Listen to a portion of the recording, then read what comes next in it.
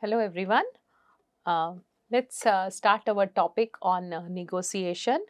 So, negotiation is a very important aspect of everyone's life. We negotiate every day. We negotiate in our family. We negotiate, with our service provider every day. We generally, when we go to vegetable shop, we negotiate with the vegetable vendor. We take a taxi, when we hire a car, we negotiate with them. So negotiation is a part of everyone's life, in personal front, and the professional front. So here when we talk about negotiation, we would be focusing on negotiation in context of supply management. When we say supply management, that means we are talking about the negotiation between supplier and buyer. So supplier and buyer negotiation happens in almost all business entities. Some of the some Because supplier and buyer has to have contracts, they have to deal with each other, they have to make many deals. So this is only possible by negotiation. So negotiation, when we talk about negotiation in supply management context, it is very important for supply managers to acquire the skill and acquire some knowledge on negotiation, right? So this is uh, so in this topic of negotiation, it is very important. We should discuss about some myths in the negotiation, which one has to overcome, defining negotiation, and what are the roles, like this negotiation actors they play. What are the different terms and terminologies one must be aware of when any negotiation happens between two parties, and what is the role of strategies, right? Strategies, tactics, and what is this power, right? What power has to do at the time of negotiation process, and what are the concessions. So we would like to know many terms, like how they are used in context of negotiation, and skills and capabilities of negotiator. So as I have told you, because it is the relationship which is there in supply management context, it is an inseparable, negotiation is an inseparable part of this context of supplier buyer dealings. So when we talk about negotiation, what is negotiation? Okay, so I will take the definition by ECF, which says that the process of communicating back and forth for the purpose of reaching a joint agreement about differing needs or ideas. So now this is very important. Each and every word has, a very important meaning. So process of communicating. So where, the two parties they communicate with each other, back and forth, right? And there has to be, some goal, right, for which these parties are communicating. That is the purpose, right? There is a purpose, right? And what is this purpose? It has to be a joint agreement, right? Joint agreement about, this is very important. We know that when we would go for negotiation, there is going to be different expectations, different needs, different ideas, so different objectives, like of the parties, right? But still, like how one can arrive to a joint agreement, which is the ultimate purpose of negotiation. So we will take this definition, that communication, joint agreement about different needs, right, and to reach to the purpose. Now purpose can be different for different parties. So that's what we would see, how one can negotiate, keeping in mind this main objective. Now, what is myth here? Mostly we say that negotiation is just a price haggling activity, and negotiation is always about price, because in our personal life, every day, whatever we encounter, like we go to a shopkeeper, we bargain for the price, or sometimes some discounts. Again, it boils down to the price only. So we think that negotiation is always a price haggling. So this is not, especially when we take negotiation between supplier and buyer. This negotiation aspects, this negotiation issues can be other than price also. Okay, so this is a myth, one should come out of it. This is the not only about price but on various aspects, right? And at the same time, this is not a process to show off the power, right? But to understand the needs of the other parties as well. That's where a joint agreement is very important. So it is not a place to show off the powers, but at the same time keeping your own needs intact, at the same time how one can address the needs of other parties so that a joint agreement can be worked out, right? So negotiating sourcing agreements, right? As I've told you, we will be focusing only on the supply side, like the sourcing agreement or contracts with the supplier. So it supports the implementation of supply management's strategies and plan, right? So this is very important since we are talking about sourcing. What supply management things like, so again, this strategies and plans, this can be anything. It can be price, but it is not necessarily only price. It can be like delivery, it can be quantity, it can be some other terms like some bundling of goods we want to get from suppliers. So what should be that bundle? So there can be many other aspects depending on one thing which is very important. It should align with the supply management strategies and plans. So when we talk about negotiation, it is very important, to have some terminology very clear, right?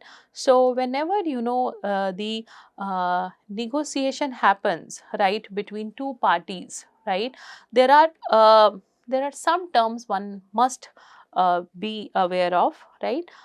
For example, this is a position, right? What the supply chain entities, when supplier and buyer, they are negotiating, right? What is the opening offer, right? What is the opening offer? Like maybe the starting point, right?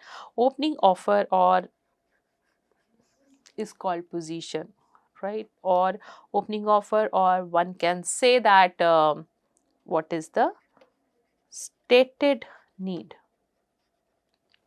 to the other party, right? This is the position that opening offer, when one party keeps in front of other party, we can see the definition here. Position, this is the negotiator's opening offer, right? This represents the optimistic or ideal value of the issue being negotiated. Okay, so this is the position which states the need, right, or opening offer, right?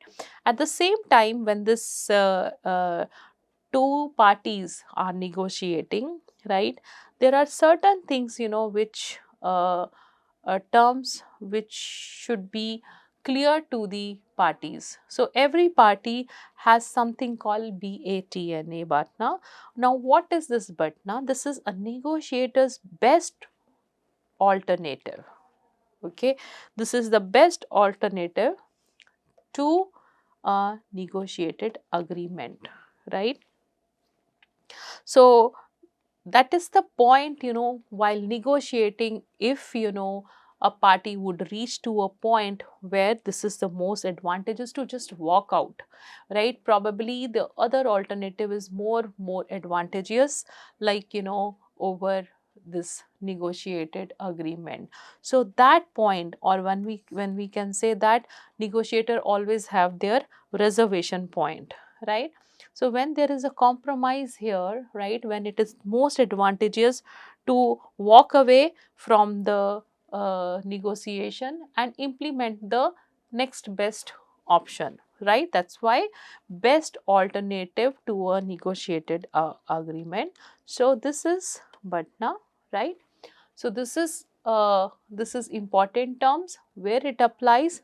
Every party has its own BATNA, which is not revealed to other parties. So this is BATNA is one, right, because this is a very crucial point, like it comprises of reservation point. Okay, so what else is there, whenever somebody is negotiating, the stated need is kept on the table, but both entities have but now some reservation point in mind. So other than that, what are the other things, right? Something called unspoken motivation or reason that underlies any given negotiation process, right? So to achieve this reservation price, or it is the reservation point, right? So there can be something like which is interested to the party, right? So this is like unspoken means this is kept to the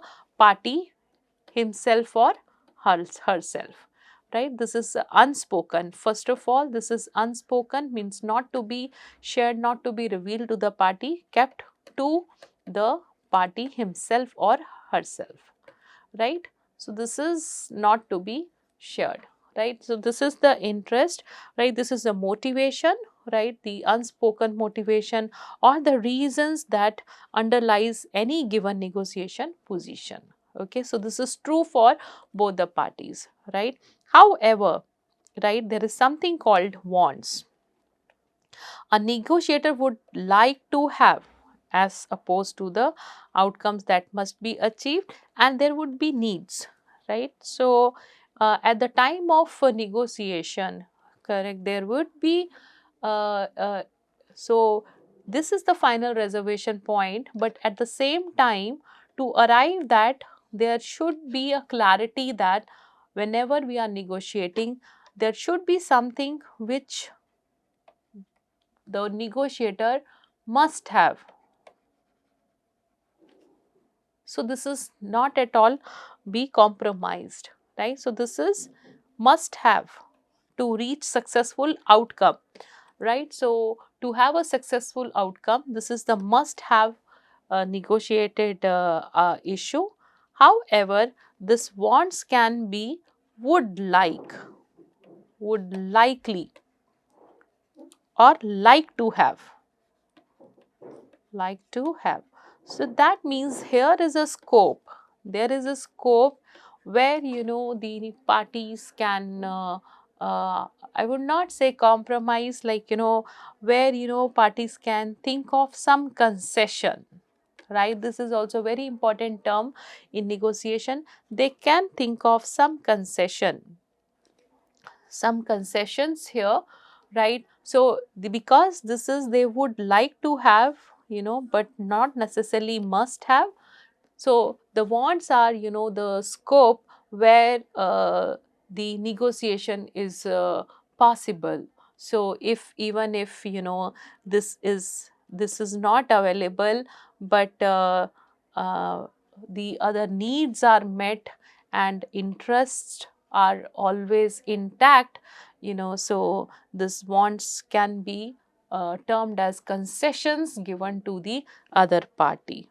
Okay, so for example, many a times a supplier and buyer might have negotiation where the negotiation might be on the buyer interest might be to have the best quality product, specific technology.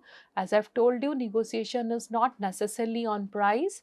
So the negotiation might be the issue and must have is that the supplier must use a specific technology, maybe to some precision, right, which they are very sure will not be compromised. Okay, so but in return, supplier would say that okay, I would be ready to supply that product, but I really want the exclusive right to sell. Okay, so I probably because of market share or for the volume, right? So that thing for buyer can be like to have. Buyer is immaterial, or maybe buyer would have thought of going for second supplier, but if they are getting precision, technology, their needs and interests are fulfilled, they might like to forego the thought of two suppliers, and they can forego this want, like to have. So this is where, the negotiation can have different terms attached. Okay, so this is what is the the setting of negotiation with the specific terms of negotiation. Other than that, when the negotiation process happens, when they are negotiating, or like, trying to come to some agreement, right, the whole thing, actually deals with the that process has to adopt some strategy. So, like, some plan of action has to be there, and that plan of actions can be adopted using different tactics, right? So tactics can be it is a skill, like, how one can accomplish the action plan. So we will actually want to first be very clear about the terminology used for negotiation. I hope this is very clear. In negotiation, we just put forward the opening offer, the stated need, but the reservation point is kept, like, confidential to each party. It is not revealed.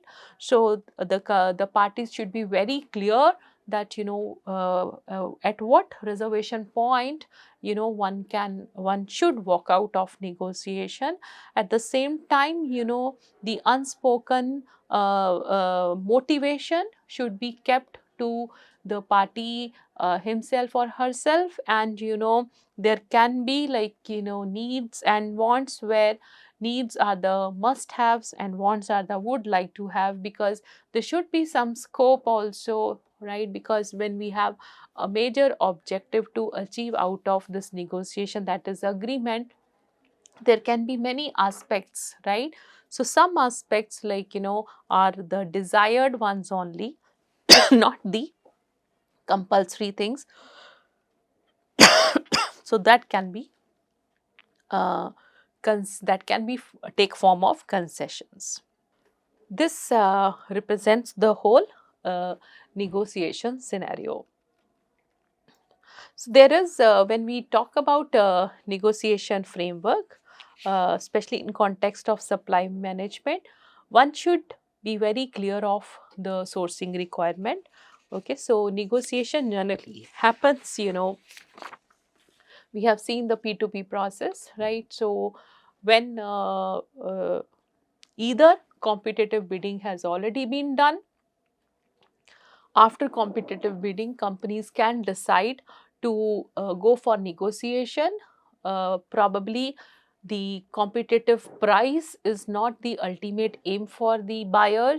So in that situation, the purchasing company, the sourcing company, right, uh, the supply management, okay, or the purchasing company, they would like to negotiate with the supplier for further actions. Okay, so first one should be clear of sourcing requirement, right? We have seen from the needs. Then whether negotiation is really required. Okay, so as I've told you, if the ultimate objective is to get the competitive pricing, one can do it with competitive bidding and just get away, right? If it is a low value product, many suppliers are already there, standardized product, for that, one should not go for negotiation. Anyways, negotiation is also a cost intensive exercise, and there's a lot of planning involved in that, which is the next step we can see. So it has to be done, with a lot of deliberation. So if, our competitive bidding is the goal and getting price is the only goal, then then one should not go for negotiation. So one has to be very clear, the negotiation has to be done if a company is either dealing with high value product, or requirements are so complex, or if they want to discuss more other than the price with the supplier. So that's where the decision on negotiation is required. It requires a lot of planning. So generally, they say, generally it has been empirically tested that 90% of the success of negotiation lies in the planning phase. Like if companies, they plan for negotiation in a better manner, there are 90% chance that 90% of the organizations, like were able to achieve their goal. That means the desired agreement, right? And then conduct the negotiation and execute the negotiation. So here it is very important for us first to understand what kind of issues may require supply management to negotiate with the suppliers, right? So if it is not price haggling, if it is not about price, which is mostly done in general negotiations, right? Our day-to-day life negotiations. If not price, then what could be?